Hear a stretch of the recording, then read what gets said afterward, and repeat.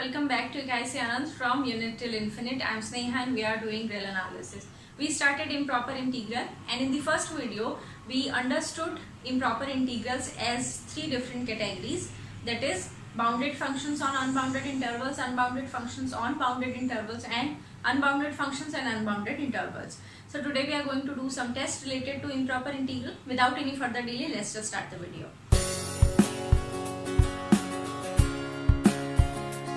First test is comparison test. Now comparison test may ring a bell to your head because comparison test हमने series में भी पढ़ा था और as it is जो भी सीरीज में हमने पढ़ा था उसको एज इट इज हमने यहाँ पर यूज किया है इन इम्प्रॉपर इंटीग्रल्स. तो बहुत सिमिलरिटीज है सीरीज से और इम्प्रॉपर इंटीग्रल से.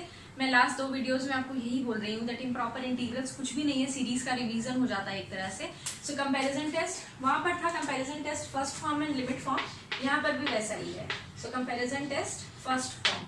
नाउ मैं जो भी टेस्ट आज बता रही हूँ वो मैं दोनों इम्प्रॉपर इंटीग्रल्स के लिए बताऊंगी. मतलब वो वाला जो इम्प्रॉपर इंटीग्रल्स हमने देखा था जहाँ इंटरवल फाइनाइट था but my function was unbounded at the end points और maybe some points between the bounds, और एक हमने देखा था my function was bounded but my interval was unbounded. तो मैं दोनों के लिए साथ साथ बता देती हूँ so that it's easier for you to remember कि कौन सा टेस्ट किस इंटीग्रल के लिए डिफरेंट हो जाता है. सो इधर मैं लिखूंगी फॉर दिस केस, राइट, जहां पर आई नो दैट इधर एफ ए इज अनबाउंडेड और एफ बी इज अनबाउंडेड, और इधर मैं लिखूंगी ए टू इंफिनिटी वाला case where I know that my function is bounded but the problem is the limit, upper limit which is infinite. Now comparison test requires very first thing, or the very first requirement of comparison test is that my function f, and since I am comparing, so I am comparing with some other function g, are f and g are positive functions. ठीक है, I can say positive functions or I can say sign retaining functions, because if the functions are not positive they are negative and they are retaining the sign. Sign retaining function का मतलब है if they are positive on the interval तो वो positive ही रहेंगे, अगर वो negative है तो नेगेटिव ही रहें. अगर नेगेटिव हो जाता है तो बस मैं इसको इंटीग्रल को नेगेटिव, अगर फंक्शन होता है तो कैसे चेंज करते हैं मालूम है ना, लिमिट्स चेंज हो जाती है, फंक्शन को माइनस एफ से कर सकते हैं. तो भी हम ये टेस्ट अप्लाई कर सकते हैं. और भी आगे जब हम लोग when we'll do the topic absolute convergence वहाँ भी क्लियर हो जाएगा कि कैसे if just like series, if a series is absolutely convergent then it is convergent. Similarly if an improper integral is absolutely convergent then it is convergent. तो वो वहाँ से भी होगा, but for the time being let's just assume that f and g are two functions that are positive functions, right? And the second requirement is for both the cases fx is less than equal to gx for all x in the respective domain. So जो भी domain है उसमें मैं इस तरह से compare कर पा रही हूँ. There are two different functions f and g जिनको मैंने ऐसे कंपेयर किया है. देन द रिजल्ट सेज और द टेस्ट से the result says the first part जैसे बिल्कुल सीरीज में था. इफ वहां पर भी पढ़ा था ना, एक बड़ा वाला सीरीज इज कन्वर्जेंट देन छोटा वाला is convergent. Similarly if this integral g x d x, now I am not putting the limits, limit may vary accordingly. If you are doing this part तो limit आएगा a to b, if you are doing this part a to infinity, but on and on if this integral this is convergent it implies that fx dx the integral will converge. ठीक है. Second is जहाँ जैसे वहां पर था if छोटा वाला will diverge बड़ा वाला will diverge. So if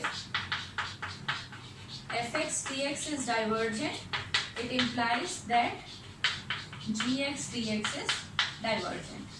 So बिल्कुल जैसे हमने वहां पर पढ़ा था, सीरीज में पढ़ा था, दो सीरीज को कंपेयर करते थे और कहते थे if the बड़ा वाला सीरीज is convergent then छोटा वाला will converge, अगर छोटा वाला will diverge then the बड़ा वाला सीरीज is diverge. बिल्कुल वही चीज है in case of improper integrals. ठीक है, और ये जो इंटीग्रल है ये अकॉर्डिंगली इनके अकॉर्डिंग आप चेंज कर दोगे. a to b देखोगे यहाँ a to infinity, a to b, अगर a to infinity देख रहे हो तो this is a to infinity. And the requirements are my functions has to be positive. अभी for the time being function is positive. Otherwise this test is well and good for sign retaining functions. So ये हो गया हमारा comparison test first form, right? जैसे अब series में था second वाला लिमिट फॉर्म, वैसे यहाँ पर भी है comparison test limit form. So यहाँ तो मैं परमानेंट लिख देती हूँ that this is the part where I am doing bounded interval, this is the part where I am doing unbounded interval, right. So इसकी रिक्वायरमेंट क्या है? I have to check the limit of f x upon g x. Again I have to different functions and these are positive functions, so I should write where f and g are positive. This limit I have to check is L. For this case the limit, suppose f a is unbounded, right. यहाँ पर तो दो case हो सकते हैं ना, या तो f a unbounded होगा या f b unbounded होगा. Suppose f a is unbounded, f b वाला केस आप इस तरह से कर सकते हो same for x approaches to a, इसके लिए. और इसके लिए क्या होगा? Limit f x upon g x for this x should approach to infinity. तो मुझे ये लिमिट चेक करनी है ना f x upon d x. अगर ये वाला केस है and I know that f a is unbounded, यानी ए जो है पॉइंट वो प्रॉब्लमेटिक पॉइंट है, तो मुझे कहाँ चेक करनी है? लिमिट ए पर. और यहाँ मुझे दिख रहा है प्रॉब्लम कहाँ है? इन्फिनिटी पे. तो मुझे कहाँ चेक करना है? लिमिट इन्फिनिटी पे. ठीक है. और एक और चीज है इनकी ये, where f and g are positive. ये तो यहाँ ना परमानेंटली लिख करके चलना चाहिए हमें, दैट कंपैरिजन टेस्ट अप्लाई कर रहे हैं हम, दे मस्ट बी पॉजिटिव, है ना. ये दोनों पॉजिटिव हैं. ये अगर ये जो L है नाउ, ये लिमिट हमने निकाल ली. Suppose this limit is L. अब L के पास तीन सिचुएशंस होंगी, या तो L होगा 0, या फिर L होगा नॉन जीरो फाइनाइट, या फिर L होगा इनफाइनाइट, है ना. तो इन तीनों के लिए मेरे पास रिजल्ट है. So the result is first case when L is 0. Suppose this L is 0, इसका मतलब क्या हो रहा है? That as x is approaching to a, my function f(x) is compare अगर मैं करूँ तो f(x) जो है वो छोटा है और gx बड़ा है ना, इसीलिए तो 0 पे जा रहा है. इस केस में क्या होगा? I can compare them that f(x) is छोटा फंक्शन and gx is बड़ा फंक्शन. So इस केस में क्या होगा? That if I can say that if integral gx converges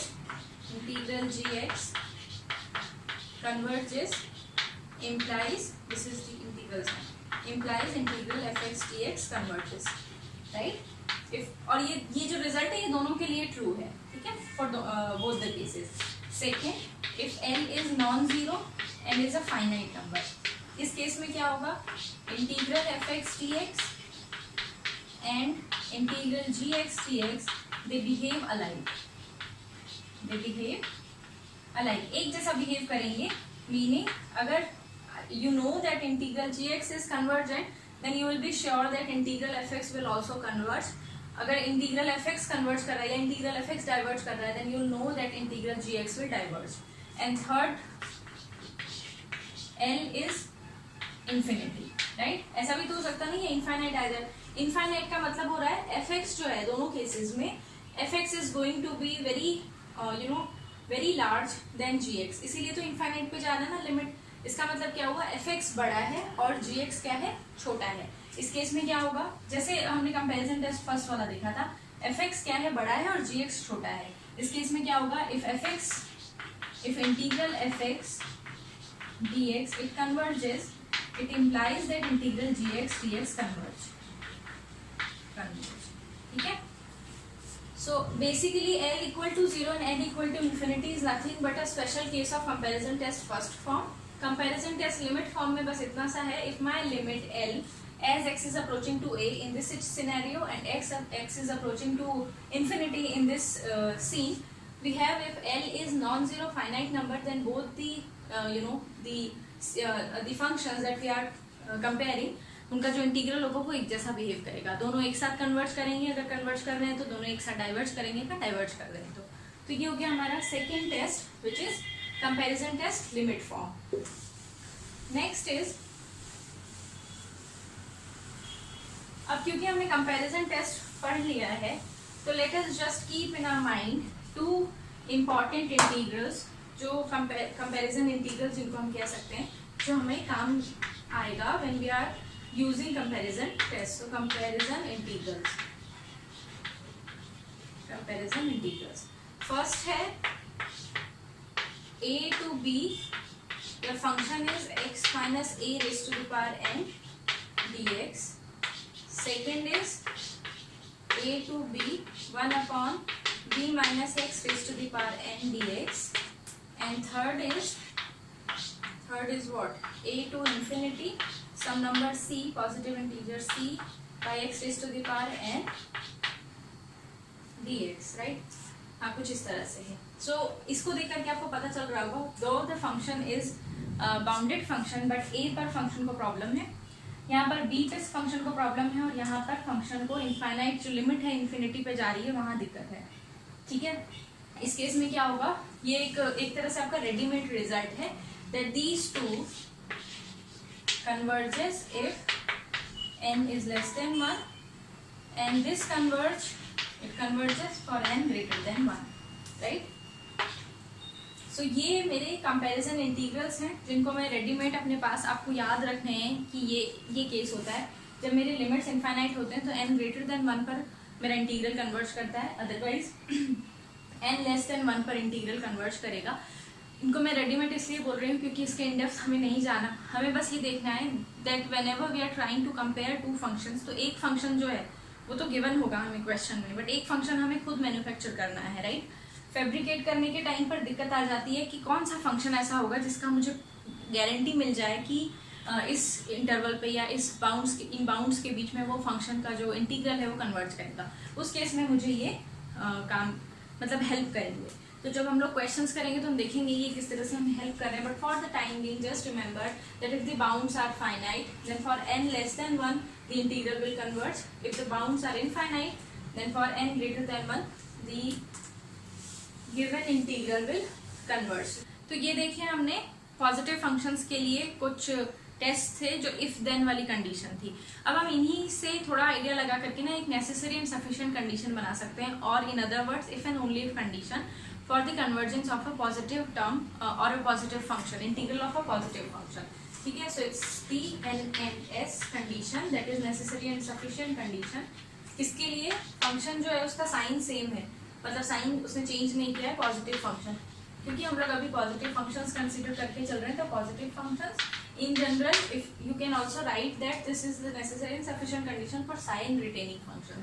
इसमें क्या हो रहा है, वी आर सेइंग अब जो भी मेरे पास केस है, या तो ये वाला केस है मेरे पास, या फिर ये वाला केस है a to infinity,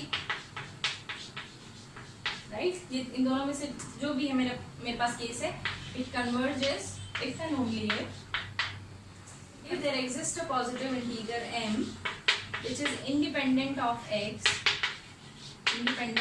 the value of x such that a plus lambda to b fx dx is less than m, a to x fx dx is less than m. ठीक है, for all x belonging to the domain. This lambda lies between 0 and b minus k. ठीक है, सो ये छोटा सा if and only if condition है. क्या है actually if and only if condition in general language, that ये जो इंटीग्रल होगा ये कन्वर्ज करेगा इफ, क्योंकि यहाँ पर मैंने सपोज किया हुआ है दैट a पे मुझे प्रॉब्लम है, राइट? इसलिए मैंने a प्लस लैम्डा लिखा है. अगर b पे प्रॉब्लम होती तो लिखते b माइनस लैम्डा. तो ये कह रहे हैं ठीक है, फंक्शन एफ ए जो फंक्शन जो है वो a पर अनबाउंडेड है, कोई बात नहीं, अनबाउंडेड है, बट मेरा इंटीग्रल कन्वर्ज कर जाएगा इफ a को छोड़ करके a से थोड़ा सा इंक्रीज करके, अगर जो मैं फंक्शन जो मैं इंटीग्रल बना रही हूँ दिस इज बाउंडेड, है ना? a पर प्रॉब्लम थी, छोड़ो कोई बात नहीं, a पर प्रॉब्लम है, इससे मुझे कोई दिक्कत नहीं है, बट बहुत ही छोटा सा जो डिस्टेंस अगर मैं कंसिडर करूँ फ्रॉम a यानी a प्लस लेमडा वहाँ से लेके b तक, अगर मेरा फंक्शन बाउंडेड है तो मेरा इंटीग्रल जो होगा वो कन्वर्जेंट होगा. सिमिलरली यहाँ पर हमने क्या किया है, a टू इन्फिनिटी था, मुझे इन्फिनिटी पे प्रॉब्लम है, मैंने बोला हटाओ इन्फिनिटी, a टू x इसको मैंने फाइनाइट बना लिया और कहा ये अगर बाउंडेड है तो इसका मतलब मेरा जो इंटीग्रल है वो कन्वर्जेंट है. ठीक है, तो ये बहुत छोटी सी चीज़ थी, necessary and sufficient condition for positive functions. ये थे हमारे necessary and sufficient condition positive functions और दो कंपैरिजन टेस्ट और comparison integral. So I think this is the video. In the next one we are going to do absolute convergence, and then we are going to do another similar test similar to the series Abel's test and Dirichlet test for functions with arbitrary sign, and then we are going to do some questions. So मिलते हैं next video में, till then take care, bye.